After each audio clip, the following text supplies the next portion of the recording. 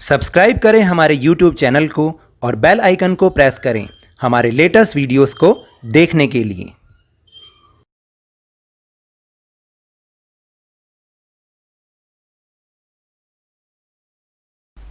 Hello and welcome to Lavneesh Sir की class. This is Directorate of Education GNCT of Delhi's worksheet number 12, and it is only for class 7th students. It has taken from the subject English, and we will learn and understand the topic verb or to be in this worksheet. देखिए, आज जो हम सीखने वाले हैं ना, वो बहुत ही बढ़िया चीज़ है, क्योंकि ये इंग्लिश में बहुत ज़्यादा यूज़ होता है और अगर हम इसका सही ढंग से यूज़ करना सीख जाएंगे तो हमारे बहुत सारे सेंटेंसेस में हमारी गलतियां होना बहुत कम हो जाएगा।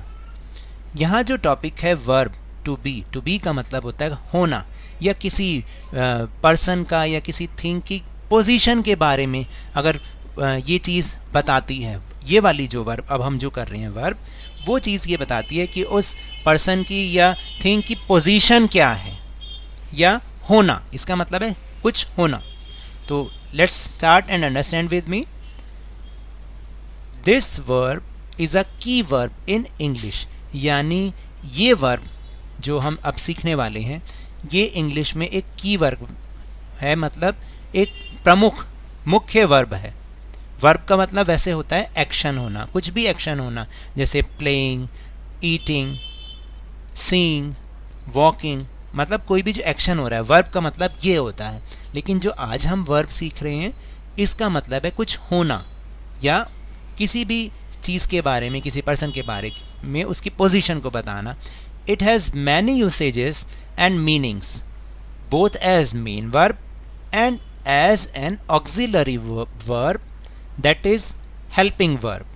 तो देखिए, इसके बहुत सारे यूसेज और बहुत सारे अर्थ इंग्लिश में होते हैं।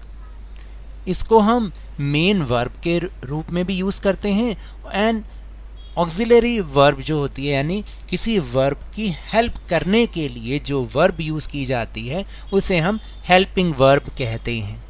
यानी अक्सर ये वर्ब के साथ होती है, तो इसलिए हम इसको हेल्पिंग वर्ब कहते हैं, क्योंकि मैंने अभी आपको बताया ये किसी भी पर्सन या थिंग की पोजीशन को डिस्क्राइब करता है।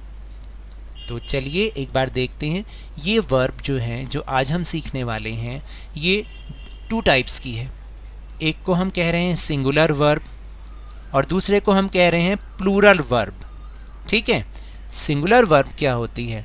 जो किसी एक ही पर्सन या किसी एक ही थिंग के साथ लगती है, सिर्फ एक, वो होती हैं singular verb. Is and am goes with singular nouns and pronouns, यानी इज और जो एम सिंगुलर वर्ब हैं। आज हम इसके बारे में सीख रहे हैं, इज और एम के बारे में, कि ये कहाँ कहाँ किस किस के साथ यूज़ होते हैं। और ये सिंगुलर होता है, यानी किसी एक पर्सन या किसी एक थिंग के बारे में ही ये यूज़ होता है। जैसे ही के साथ हमेशा इज आएगा, ही इज़। शी के साथ भी हमेशा इज आएगा, she is. Okay, and it के साथ भी हमेशा इज आएगा। ये ज़रा ध्यान से आप सुनिएगा और समझिएगा। ही, शी, इट, इनके साथ हमेशा इज आता है। फिर इसके बाद आएगा आई के साथ कोई और ऑप्शन नहीं है, आई के साथ सिर्फ और सिर्फ एम आता है। जैसे I am a boy, I am studying in the school, I am going. Going क्या है? वर्ब है, लेकिन एम क्या है? उसकी हेल्प करने के लिए हेल्पिंग वर्ब है, याद रहेगा। और सिर्फ सिंगुलर एक के साथ लग रहा है। He is, she is. He is का मतलब वह लड़का, शी इज़ की मतलब वह लड़की के लिए यूज़ होता है शी। और इट, जो जितनी भी नॉन लिविंग थिंग्स होती हैं ना, उनके साथ यूज़ होता है इट। तो अब आपको समझ में आ रहा है कि ही, शी, इट के साथ तो इज़, और आई के साथ सिर्फ और सिर्फ एम। अब हम चलते हैं प्लूरल वर्ब के ऊपर। प्लूरल वर्ब क्या होती हैं? जब एक से ज़्यादा चीज़ें या एक से ज़्यादा लोग होते हैं तो उनके साथ हम आर यूज़ करते हैं। क्या यूज़ करते हैं? Are, ARE, are. Plural verb are goes with plural nouns and pronouns, यानी जितनी भी प्लूरल नाउन्स होती हैं और जितनी प्रोनाउंस होती हैं, यानी एक से कोई भी ज़्यादा चीज़ होगी या कोई पर्सन, एक से ज़्यादा लोग होंगे, तो हमेशा हम आर का यूज़ करेंगे, इज़ का यूज़ नहीं करेंगे। जैसे वी आर, यू आर, क्योंकि यू प्रोनाउन है इसलिए, एंड दे आर। याद रखिएगा हमेशा ही शी इट के साथ इज़, आई के साथ एम और वी यू दे के साथ आर। अगर आपने इसको ध्यान रखा तो आप बहुत सारे सेंटेंसेस में गलतियां करने से बच जाएंगे। चलिए अब हम इसको आगे एग्जाम्पल के थ्रू समझने की कोशिश करते हैं। Read the following sentences aloud thrice and then colour the star below. तो आपको इन सेंटेंसेस को 3 बार जोर जोर से पढ़ना है और इसके जो फिलिंग द ब्लैंक्स है उसको आपने भरना है। जैसे इज़ का हम यूज़ करते हैं, अभी मैंने आपको बताया कि लड़का अगर होगा ही होगा या किसी लड़के का नाम होगा तो हम क्या लगाएंगे? इज़ लगाएंगे।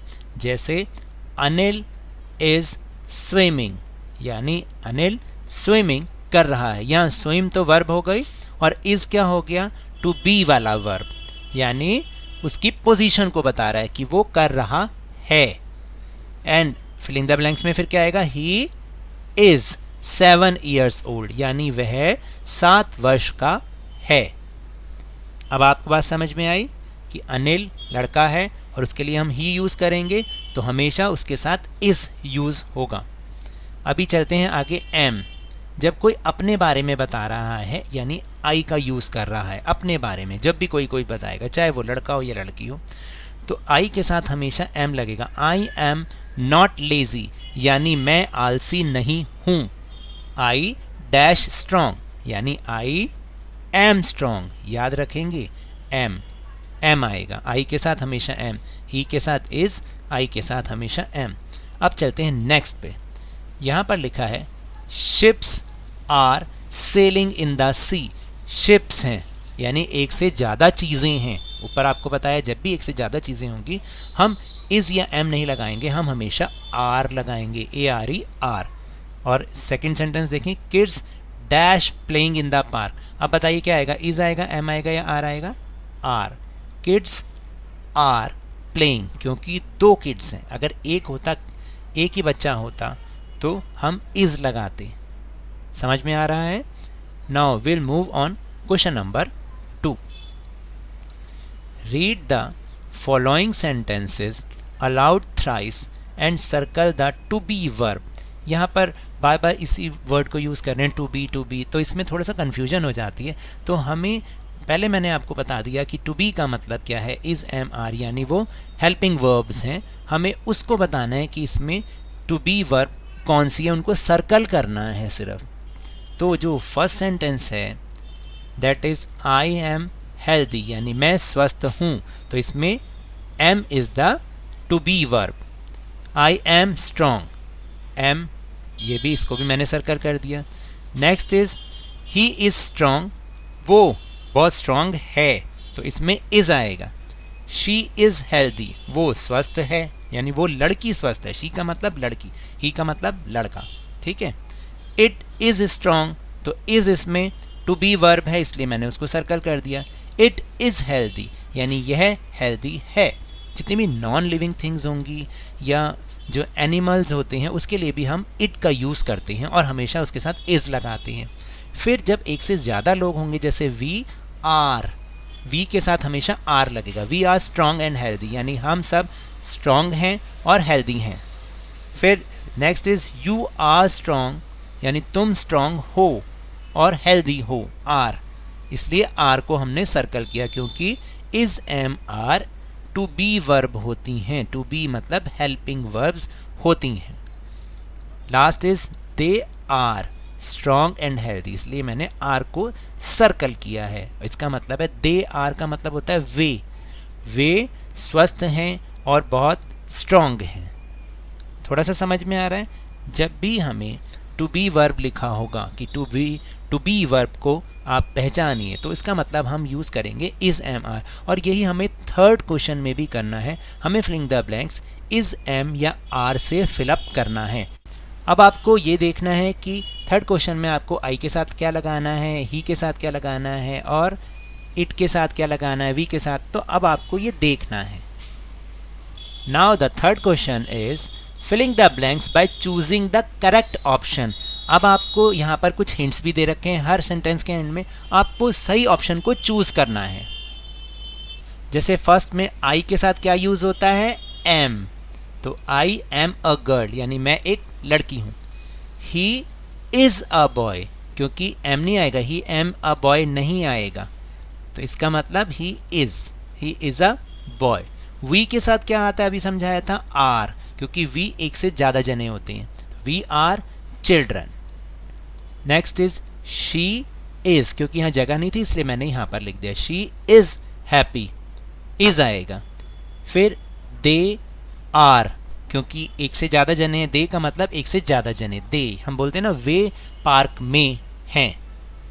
It is cold today, it के साथ हमेशा इज़ आएगा, और जब भी हम किसी बेजान चीज़ के बारे में बात करते हैं, किसी जानवर के बारे में बात करते हैं, तो हम इट का यूज़ करते हैं। इवन ट्रीज़ के लिए भी हम इट का यूज़ करते हैं। और यू के साथ क्या आता है, यू आर राइट, यानी तुम सही हो। इसके बाद last question, complete the paragraph with is am are. अब आपको इज एम आर के साथ इस पैराग्राफ को कंप्लीट करना है। हेलो आई एम रीना, मैं रीना हूँ। I am study in class 7th। देखिए यहाँ पर थोड़ी सी गलती इन्होंने दे रखी है, यहाँ पर स्टडी नहीं होना चाहिए, इसकी जगह यहाँ पर वाई की जगह आई एन जी होना चाहिए, I N G, studying.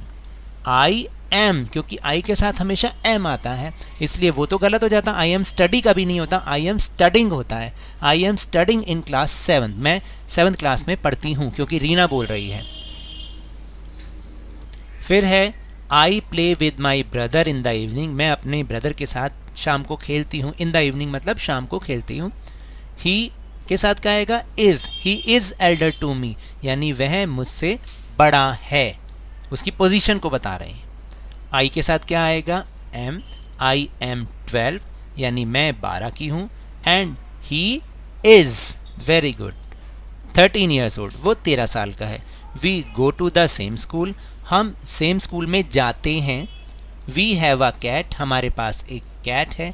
It is, अभी मैंने आपको बताया था बेजान चीज़ों के लिए और जानवरों के लिए हम इट लगाते हैं, इट के साथ क्या लगाते हैं, इज़ लगाते हैं। It is white in colour, यानी यह वाइट कलर की है। एंड वी आर, वी के साथ हमेशा आर, ऑलवेज हैप्पी टुगेदर, हम हमेशा खुश रहते हैं साथ में। So now that's all for this worksheet. अगर मेरे इस तरह समझाने से आपको थोड़ा सा भी समझ में आया हो तो इस चैनल को ज़्यादा से ज़्यादा सब्सक्राइब कीजिए, लाइक कीजिए और बहुत ज़्यादा शेयर कीजिए। और हाँ, मेरे साथ इसी तरह इजी वे में वर्कशीट को समझते रहिए, लेकिन ध्यान और मन लगाकर पूरी मेहनत के साथ पढ़ते रहिए। And if you want to protect from coronavirus, keep maintaining physical distance of 6 feet or 2 yards, यानी आपको 6 फीट या 2 गज की दूरी जरूर बना के रखनी है। मास्क पहनना बिल्कुल ज़रूरी है, क्योंकि जब तक कोई दवाई नहीं तब तक कोई ढिलाई नहीं। Thank you very much.